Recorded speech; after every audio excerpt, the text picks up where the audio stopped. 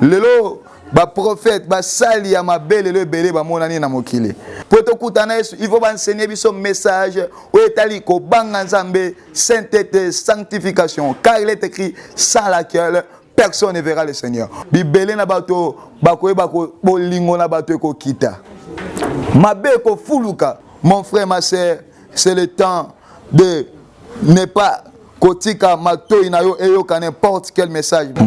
Bien-aimé dans le Seigneur, na pesi bino mbote na kombo na Yesu. Kombo na ngai évangéliste Tegra. Na zwami na église fait pas comme Nzambe malam. Na memeli bino justement un message de la part de l'Éternel au thème na ngozali que les signes des temps de la fin. Les signes des temps de la fin. Oh ezali moko ezali ko la kisa biso te Christ kalamingi te azali ko kozonga. Il faut biso peuple de Dieu tous à la préparer pour être tout yeba cause à la pré ya kokuta na mwana moto na mokanda ya Matthieu chapitre 24 verset 10 à 14 et comment nous lisons la parole du Seigneur. Alors aussi plusieurs succomberont et ils se trahiront, se haïront les uns les autres. Plusieurs faux prophètes se lèveront et ils séduiront beaucoup de gens. 13. Et parce que l'iniquité cessera, pardon 12, et parce que l'iniquité cessera accrue, la charité de plus grand nombre se refroidira. Mais celui qui persévérera jusqu'à la fin sera sauvé. Cette bonne nouvelle du royaume sera prêchée dans le monde entier pour servir de témoignage à toutes les nations, alors viendra la fin. Tolobi thème na biso zali ba signe ya temps de la fin. Ndeko makomi na Nzambe ebisi biso malamu que mokolo na suka bibele bakotika kondima bako abandonner kondima bibele bakoye bakozwa ba haine bakoye bako trahir ba camarade bakoye bako trahir bazalani na bango. Pourquoi? Pour être Christ alakisi biso bilembo atango na suka abi na tango na suka banzale koya na tango na suka pase koya na tango na suka makambu kili ko sale manase na mwese mais oh taba esa biso bilembo atango na suka Yesu pa bisi biso à propos ya makambo wana nyonso weza lokola bilembo ba signe ya temps de la fin bibele bakotika kondima ndeko nous sommes dans le temps de la fin bilembo tangu na suka emonani polele pasi banzala mikakatano ebele bakomi ko abandonner kondima bakomi ko abandonner Nzambe babosani ko tala ta ko rétroviseur bolamu Nzamba salela bango bakomi ko tala oyo babika lelo lokola nzale za pase za atiki Nzambe likola bisengo na mokili na ko bisa moto moko na pokwa lelo. Le Dieu que nous servons c'est un Dieu de circonstances azana makoki ya ko fungola bansela esike za ya ko kanga mais demeurer toujours dans la foi parce que ekomami mokolo na suka bibele bako abandonner kondima kozala te parmi bato yo wapi ba abandonner kondima pona ba ko s'attacher na ba doctrine ya ba démon. Aujourd'hui il y a plusieurs même de serviteurs de Dieu oh le ba tiki Nzambe ba koti balonge likola pasi ba koti par-ci par là likola pasi ba tiki kondima lelo trahison ekoti na mokili tokomona ta bilembo na mboka na biso Congo ya ba enlèvement ko enleva ka batu kozwa ka batu ko teka ka ba organe na bango or muto azana bolingo aki jamais ko bomande ko nepe ko salema be tozi phénomène akuluna muto wa pazana bolingo aki jamais ko kutana camarade na ye pe tope ndeko mozala na ye ko kate machette tope ko zokisa ye atako na Gillette. Et ça va signe, il y a temps de la fin. Mon frère, ma sœur, Christ revient bientôt. Es-tu prêt? Il y a qu'on rencontrer, il y a qu'on koutana na Jésus Christ. Oh, bilembo tangu na suka bibele ba abandonner kondima. Trahison koti par-ci par-là. Haine na mitema. Okoke na quartier moboy. Okutani na ngambo na ngambo koto bayoka na gate en etona na mitema soki kaka ba kutani do affrontement salami kozoka batu lolenge lolenge ko botola batu biloko. Ce sont des signes des temps de la fin. Mon frère, ma sœur, c'est le temps de se convertir à Jésus-Christ, de se repentir, de croire au Seigneur Jésus-Christ comme Seigneur et Sauveur. Il est écrit dans le verset 11, plusieurs faux prophètes s'élèveront et ils trahiront, séduiront beaucoup de gens. Lelo ba prophète ba sali ya mabele le belé ba monani na mokili. Message ni ba memela bato. Message à séduire bato. Oko pambolama, oko bala, oko bota, oko kende poto. Si kaka ba message à ba bénédiction, un nom ko prêcher bato la bonne nouvelle. Qu'est-ce que la bonne nouvelle? Christ est mort pour nous. Il a eu notre place sur la croix. Oh, ceux qui te condiment, le colan kolopé mobiki snabo monabiso tokobika. Oh, tant ba faux prophète, ba ya côté ba toujours ba message à bénédiction, moyen mutu à se convertir et cause à la terre. Ba doit attaché na bisenga mokili. Ya on ma commune ensemble biso to kanga mana mokilité. Pebilo kozaka na mokilité. Pwete bolingo la tata ezana bateau wapi bakanga makana mokilité. Et comment mi était bateau aliko kanga mana mokili bolingo la tata ezali kola babonda bangote.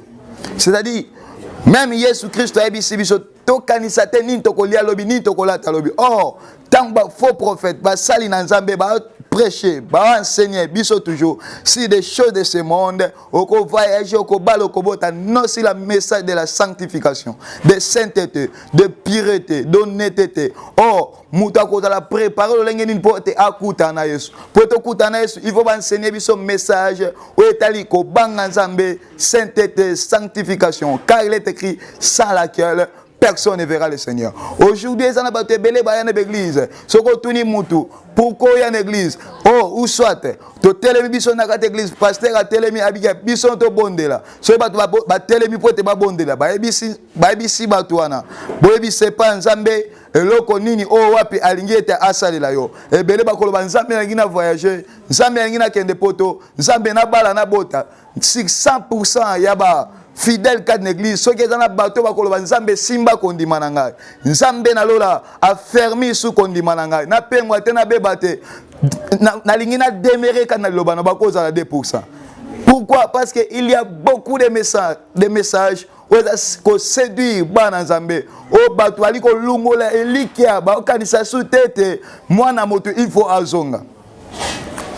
Dans le verset 12 il est écrit parce que l'iniquité sera accrue, la charité de plus grande. Nombre se refroidiront. Poete mabe ko fuluka. Bolingo la bibele la bato ko kita. Ndeko, et si kaka message, il y a élévation, il y a prospérité, il y a voyage. Ce qui peut nini, ou est basé na vie à sanctification tezali, bibele na bato bako bolingo na bato ko kita. Mabe ko fuluka.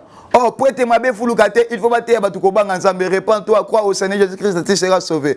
Oh, mabé fuluka, pour être message, où est allé repentance, message, où est allé royaume du ciel, message, où est allé sanctification, exaté. Yangone mabé fuluki, bolingo kad na batu ezali susute. Mabé fuluka pour être batu aliko. Baliko te ya bango ko banga nzambe te. Tokozo exemple soki na mboka na biso Congo, basali na nzambe nyonso ba telemi, côté sur la repentance, côté sur le pardon, côté sur la sanctification, côté sur la sainteté, la pureté, l'honnêteté. Ah, masumu ekozali susute, mabe ekoyingela susute. Pour être comme là où les justes se multiplient, le peuple est dans la joie. Et si kaba juste ba yenge bene bazebele, batu ba kozane sengo. Mon frère, ma soeur, c'est le temps de ne pas kotika mato inayo eyoka n'importe quel message. Même la Bible, elle est écrite. Toyoka prophétie nyoso, mais to examiner, to retenir aux abons. Nous sommes dans le temps de la fin. Et zana nyoka, o wapali ko tambola, bit na ezali pona séduire banazambe par des faux messages, par des faux enseignements. Il est écrit, mais celui qui persévérera jusqu'à la fin sauvera son âme. Mais celui qui persévérera jusqu'à la fin sera sauvé. Nous sommes dans le temps de la fin. Mon frère, ma soeur, c'est le temps de persévérer dans l'amour fraternel. C'est le temps de persévérer dans la communion fraternelle. C'est le temps de persévérer dans la crainte de l'Éternel. C'est le temps de persévérer. Oh, n'abandonnez pas la foi, malgré toutes les circonstances, malgré tout makambo simbate, makambo ça rien ne marche. Oh, simba kaka Yesu, car il est écrit, je suis le chemin, la vie et la vérité. Motomo kotako kome pa tata, so ki aleki na nzela nangate. Apôtre Pierre, ayebisi Yesu, tokende sou api so ki na yote, c'est toi qui as la parole de la vie. C'est-à-dire que c'est Christ qui a la parole de la vie. N'abandonnez pas Christ dans ta vie, parce qu'il est tout pour nous. Persévérer jusqu'à la fin. Cette bonne nouvelle du royaume sera prêchée dans toute la création pour servir de témoignage, alors viendra la fin. Le bon côté, on après-midi, il faut être en Mokilimba, pour servir de témoignage. Pour être battu, va être na quitter. Oyo kaki, na ba radio, na ba télévision, par-ci par-là, na ba bis, na ba avenue, par-ci par-là, na attaque en église. Le lobalanzambe à côté, pour nous servir de témoignage. Yango na ko ebisa motomo ko na pourquoi nous sommes dans le temps de la fin. C'est le temps de se repentir. C'est le temps de tourner vers Dieu, de cesser de faire le mal. Car Christ revient bientôt. Où passera ton éternité? Rachetons le temps, car les jours sont mauvais. Comme on a évangéliste Tegra, ndena ebisibino ete na sambeli na église fait pas comme sambe malamu. Numéro na biso yangoyo. Oh, ce qui est lingu ozwa biso, okozwa biso na numéro lokola oyo. Plus 243 84 45 51 014. Plus 243 84 45 51 014.